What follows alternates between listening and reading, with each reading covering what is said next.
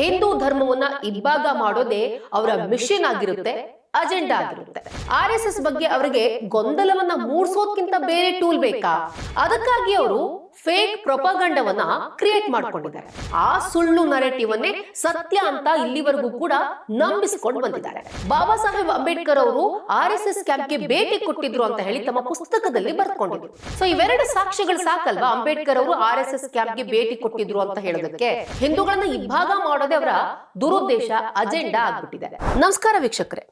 ಕೆಲ ಜನ ಇರ್ತಾರೆ, ಅವರಿಗೆ ಜಾತಿಯ ಹೆಸರಿನಲ್ಲಿ, ಧರ್ಮದ ಹೆಸರಿನಲ್ಲಿ ಹಿಂದೂ ಧರ್ಮವನ್ನ ಇಬ್ಬಾಗ ಮಾಡೋದೇ ಅವರ ಮಿಷನ್ ಆಗಿರುತ್ತೆ, ಅಜೆಂಡಾ ಆಗಿರುತ್ತೆ.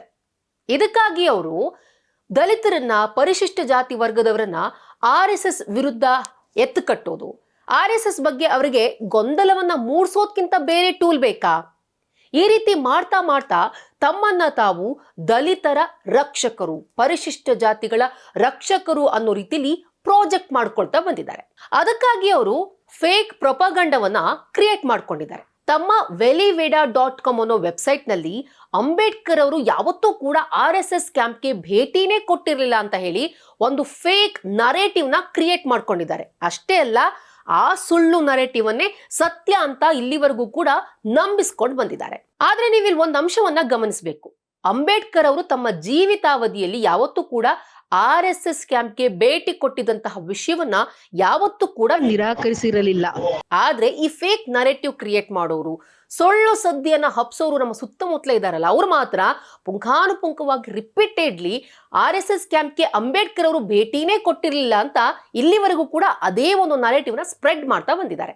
1939ರಲ್ಲಿ ಗಂಗಾಧರ್ ಬಾಗುಲ್ ಅನ್ನೋರು ಬಾಬಾ ಸಾಹೇಬ್ ಅಂಬೇಡ್ಕರ್ ಅವರು RSS ಕ್ಯಾಂಪ್ಗೆ ಭೇಟಿ ಕೊಟ್ಟಿದ್ರು ಅಂತ ಹೇಳಿ ತಮ್ಮ ಪುಸ್ತಕದಲ್ಲಿ ಬರ್ಕೊಂಡಿದ್ರು. ಆದ್ರೆ ಈ ವೆಬ್ಸೈಟ್ ಅದನ್ನೂ ಕೂಡ ಫೇಕ್ ನ್ಯೂಸ್ ಅಂತ ಹೇಳ್ತು.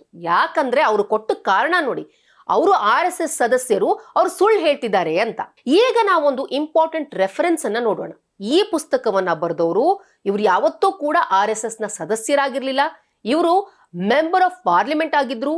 ವೆರಿ ಇಂಪಾರ್ಟೆಂಟ್, ಅಂಬೇಡ್ಕರ್ ಅವರ ನಿಕಟವರ್ತಿಗಳಲ್ಲಿ ಇವರು ಒಬ್ರು. ಇವರ ಹೆಸರು Bala Saheb Salunke.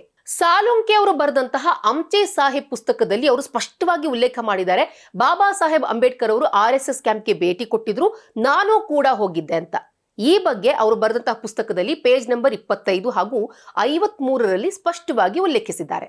So page number 53ರಲ್ಲಿ ಅವ್ರು ಏನ್ ಬರೆದಿದ್ದಾರೆ ಅಂತ ನೋಡೋದಾದ್ರೆ, ತುಳಿತಕ್ಕೆ ಒಳಗಾದ ವರ್ಗಗಳ ಅಭ್ಯುದಯಕ್ಕಾಗಿ ಹೋರಾಡುತ್ತಿರುವ ಇಬ್ಬರು ಮಹಾನ್ ವ್ಯಕ್ತಿಗಳಾದ ಬಾಬಾ ಸಾಹೇಬ್ ಅಂಬೇಡ್ಕರ್ ಹಾಗೂ RSS ಸಂಸ್ಥಾಪಕ ಡಾಕ್ಟರ್ ಹೆಡ್ಗೇವಾರ್ ಅವರನ್ನ ಬಾಬು ಸಾಹೇಬ್ ಗಡ್ಕರಿ ನಿವಾಸದಲ್ಲಿ ಭೇಟಿಯಾಗುವ ಭಾಗ್ಯ ನನಗೆ ಸಿಕ್ಕಿತು. 12/5/1939 ವಿತ್ ಇಯರ್ ಸಾಲುಂಕಿ ಅವರು ಮೆನ್ಷನ್ ಮಾಡಿದ್ದಾರೆ.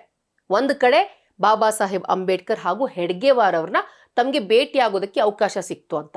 ಹಾಗೆ ಪೇಜ್ ನಂಬರ್ 25ರಲ್ಲಿ ಏನ್ ಬರ್ಕೊಂಡಿದ್ದಾರೆ ಅಂತ ನೋಡೋದಾದ್ರೆ, ಡಾಕ್ಟರ್ ಬಾಬಾ ಸಾಹೇಬ್ ಅಂಬೇಡ್ಕರ್ ಹಾಗೂ ಡಾಕ್ಟರ್ ಹೆಡ್ಗೇವಾರ್ ಪುಣೆಯ ಬಾಬು ಸಾಹೇಬ್ ಗಡ್ಕರಿ ಅವರ ಮನೆಯಲ್ಲಿ ಭೇಟಿಯಾದ್ರು.